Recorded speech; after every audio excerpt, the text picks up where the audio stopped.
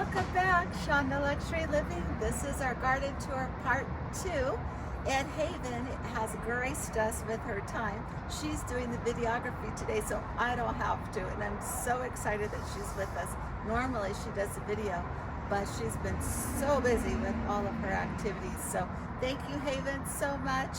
Let's go.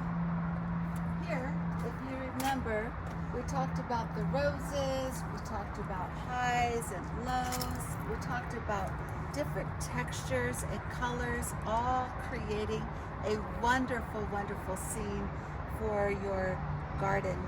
And we also talked about storytelling. So if you'll see just right up front, back up just a little bit, Haven, we have our little, it's not quite an ornamental, it's not really a miniature, it's sort of like a viney that we turned into more or less like a tree aesthetic, and it just pairs well for this wonderful elephant ear down below, which I told you in the last video, the garden part 1, it just explodes when it has sunlight, and I really liked how it filled in this corner here. And with the rose bushes, it just makes this really neat, interesting entryway to the corridor that leads to the back. However, we have tulips and irises underneath all of this. Thank goodness the tulips and irises are a one-hit wonder, because these just, as you can see, consume. So if you wanted a plant that's going to show more and have flowers and such, you may not want to plant this type of plant or cut it way back. Just FYI. So here we are. These stay green all year round, and in the first video I talked to you about paying attention to all areas of your house, mainly consideration your back walls, because they can be really bleak, which is not interesting, kind of boring and ugly. So I really wanted to make sure that the back walls and side walls told a story. And having these year-round green columns really do a great job of creating interest. Just a flash pan to our neighbor. He did the same thing, which is lovely for us, because you could see we have our corridor, we have our roses here, we have our green wall here, and then our neighbor has a beautiful green wall as well. So it doesn't feel like you're in, you know, so like wall to wall. Again, we have the high-lows here. I did have those little purple shrubs that I showed you in the first video, but they didn't do so well back here, and I think it's because there's a lot of shade. So keep that in mind as well. Same thing with our roses. The roses that we transplanted from the last house to here did exceptionally well, but these get a lot of shade, so they're having a hard time. This rose is more of a viney rose, and I'm going to actually cut this back because it's really taking the corridor and it's not doing very well with its flowers. So we'll see what she decides to do with her flowers, and if not, we'll just take it out and plant something else beautiful. You're probably wondering what these are. Sort of late in the video to be trying to show these, but they basically look like that old-fashioned popsicle you used to have when you were a kid. They're different colors, so it's literally like orange and yellow and orange and yellow, and it looks just like one of those popsicles. But then when the flower goes, which is about 2 weeks they last, this is what you end up with. So I probably wouldn't plant these again. They're called red hot pokers, just because you're left with this down here, and that's not very interesting. So, you know, you live, you learn. And again, we carried it out high-low. This little rose got cut way, way back. We really don't need to feature that one. They're struggling. So that might be another one of those. Bye! Into another time. And then we have this feature here, which is lovely. And sometimes I actually do come and sit here.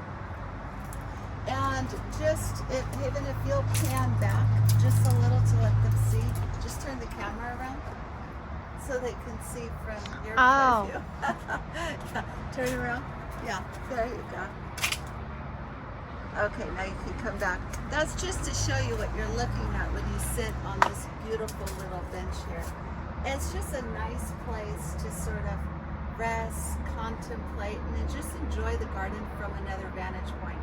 And you remember how I told you every area for me needs to tell a story. And every area you look, you want to see beauty, and you want to have a place where your imagination can just escape and create and inspire. So, moving right along.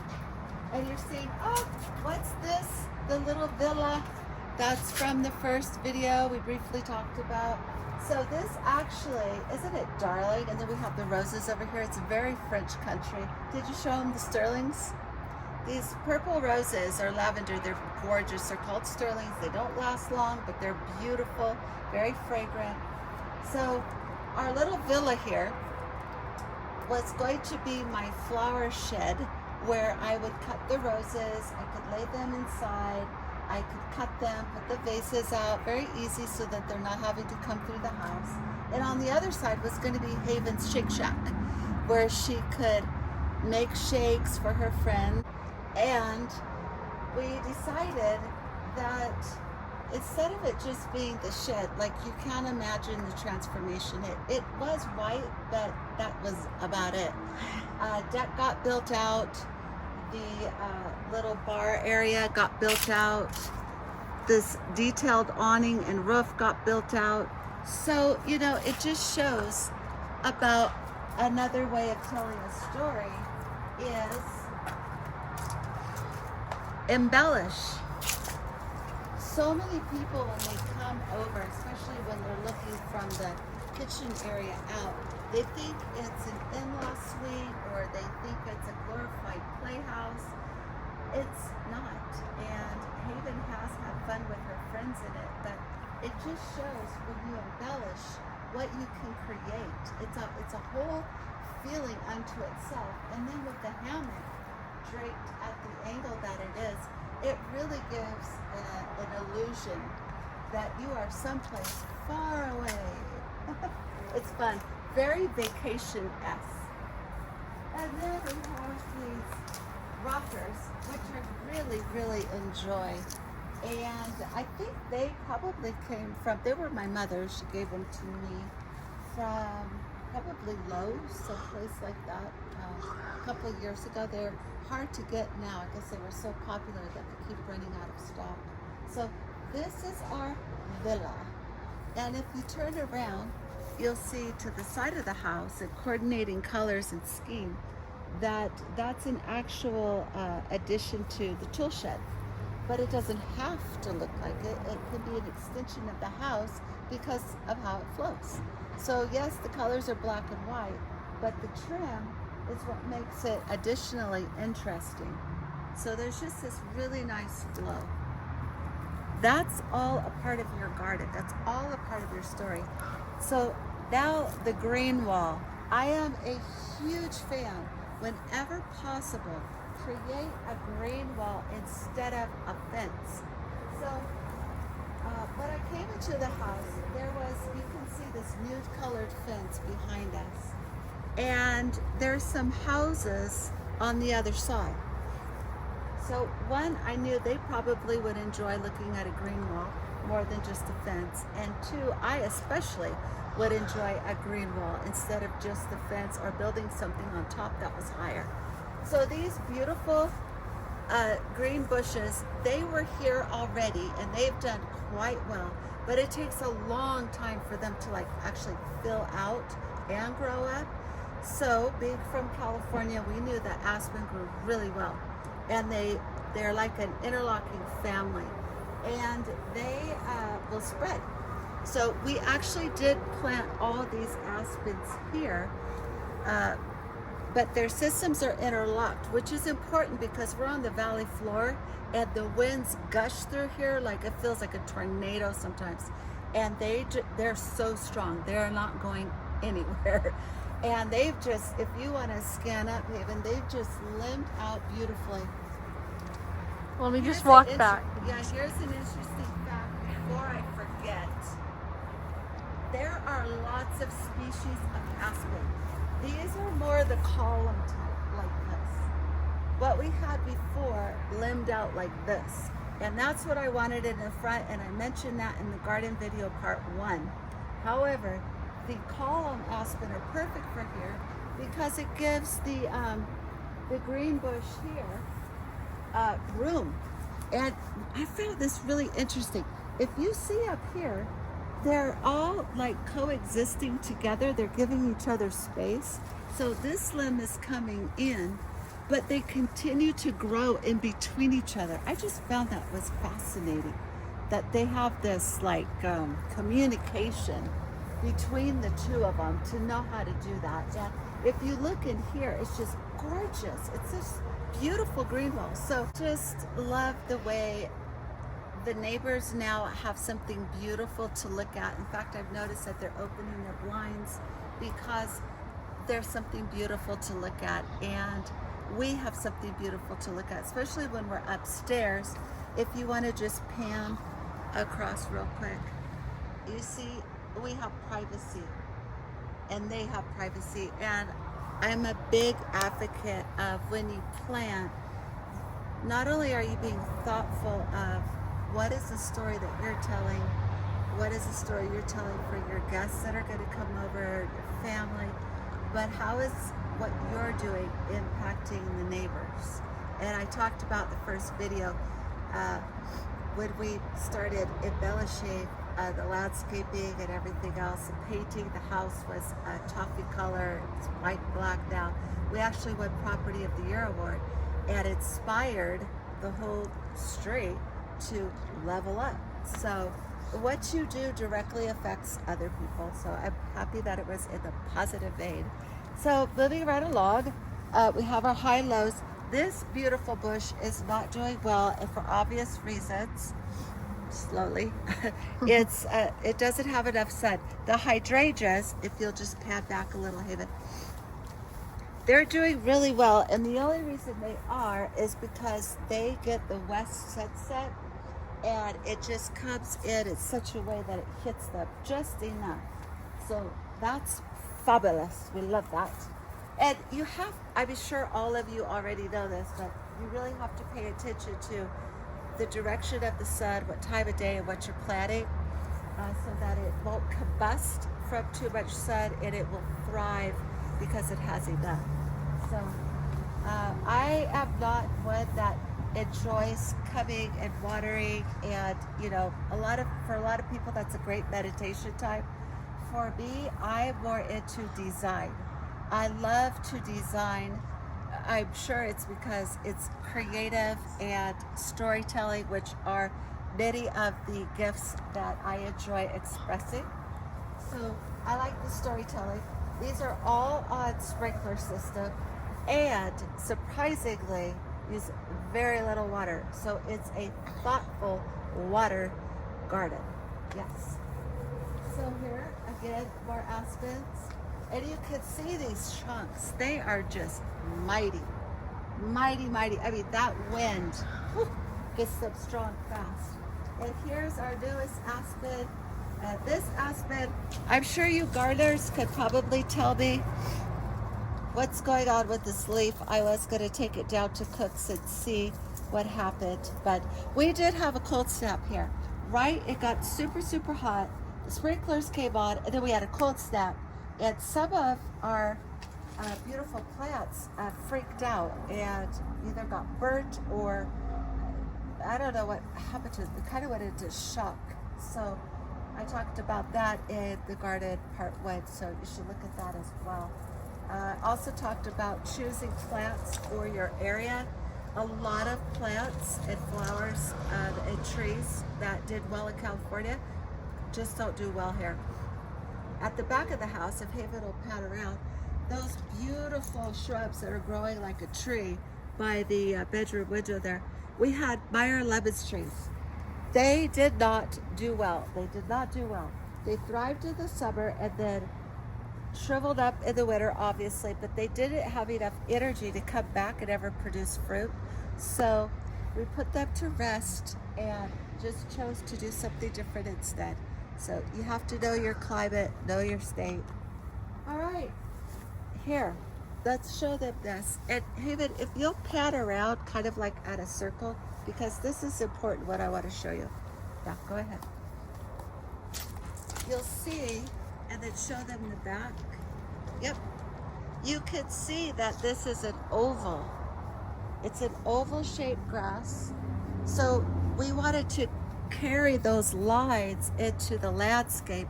And we all know that when you have circles, ovals, it's more soothing and peaceful and relaxing because there's no hard lines. So where we have the villa as a flat edge, you know, it's softened by the circular motion, the feel, the flow of the backyard.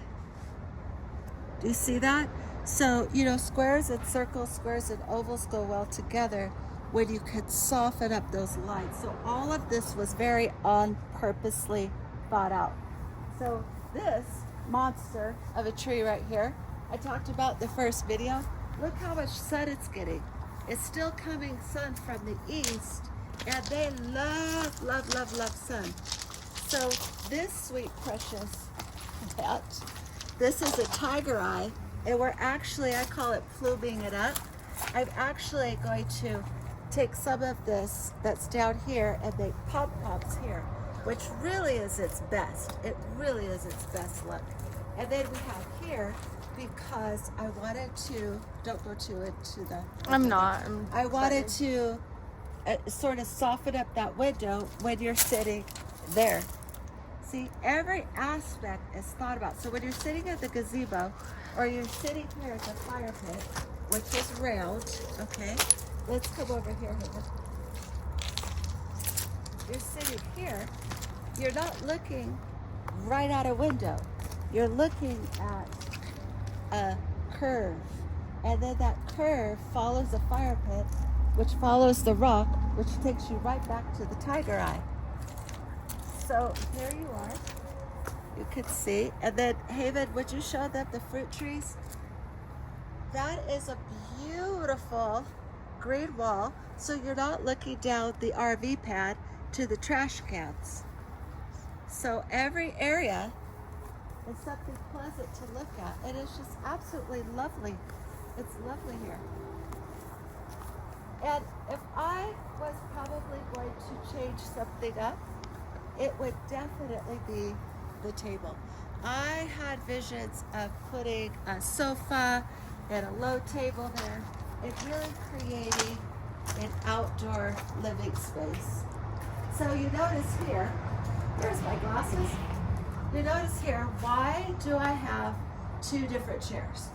Because these chairs came with the table and they have lovely cushions and they're really, really well made. But over time, being left out, the rubber has lost its elasticity. So you basically sink, and the table now is up here, which is very uncomfortable. So I had a guest over, and she went and grabbed one of my rocking chairs and brought it over. And we continued our visit in the rocking chairs at the table. I said, oh my gosh, why did I not think of that before? This is far more comfortable. So I left it like this to just show you that sometimes what came as a set doesn't necessarily always need to continue being a set, and to mix and match your pieces. And Haven, I know that they saw these and they're wondering what these are. I wish I could remember the name for you, but you could. They're a type of hydrangea. Okay, Haven said they were a type of hydrangea. Yeah. My aunt sends us these for Christmas, and they're fascinating. Usually they come in a bowl, and they're a bulb, and they come out towards the spring, and it's just one stem, and then this flower, just like that, and they're stunning, stunning. This year she sent us the same plant, but it's self-contained. It doesn't take any water. And mysteriously, it starts out just like this. And before you know it, you have 3 stems with those same flowers, and they last forever. So I finally took them out of the house, and I'm just curious to see, what are they gonna do? Are they gonna do anything else? And I don't have the heart to put them in the trash. I suppose I could put them in the ground, but I don't know, it just feels so permanent and final to bury them. So I just leave them out. People come over, what are those? And there's a story, right? So this, we won't bother about that, but it's obviously in the wrong place. I didn't put it there. The house came with it there. I moved that. Hey, but just pan to that, how beautiful that is, just to emphasize our point on everywhere you look can be beautiful. Matching hose, of course. I don't think you thought the tiger eye would get that big when I you first never, bought it. Haven says, I don't think you thought the tiger eye would get that big. No, because as I said in the first Especially video, in the front. yeah, our neighbors are small and petite and look very bonsai, and that's what attracted me to them. I loved how they had that Asian-esque look, and we get far more sun than he does, so they just took off, and now it's like, oh my gosh, invasion of the tiger eye. So these little pedestals here. That's my Yes, plant. take That's it. my plant No, right this is there. yours, Oh. the one that's thriving. Yeah, the one that's thriving. Look at it. Yeah, Did you water it? I did. Okay, I thank did. you. And this was given to me by a dear friend for Mother's Day. Do you know what type of Yeah, flowers it so is? sweet. Well, it's a combination, and I've always loved this type of like multi-potted plant because I think, again, they're interesting, and I love the texture of this and the colors with this color, and I talked about that a lot in the first video.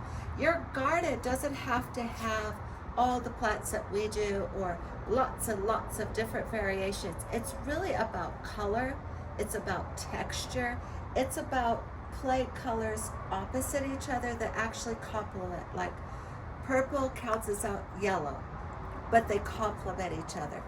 You know, gray cancels out red, but they complement each other. So think of that, especially like if you live in an apartment or a condo, or you have a small deck or a small patio home, you can really make that place lovely just by your texture and your color choices.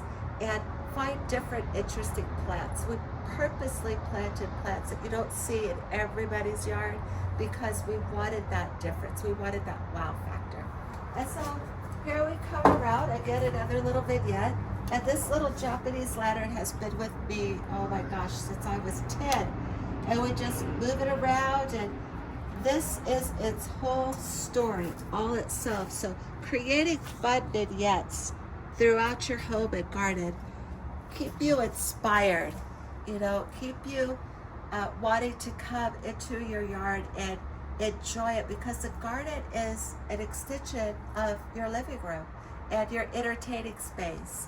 And as I said in the garden part 1, it's a cultural experience in my family, and so gardens are very meaningful, very thoughtful, and just for me very luxurious, which is quality expressed in love.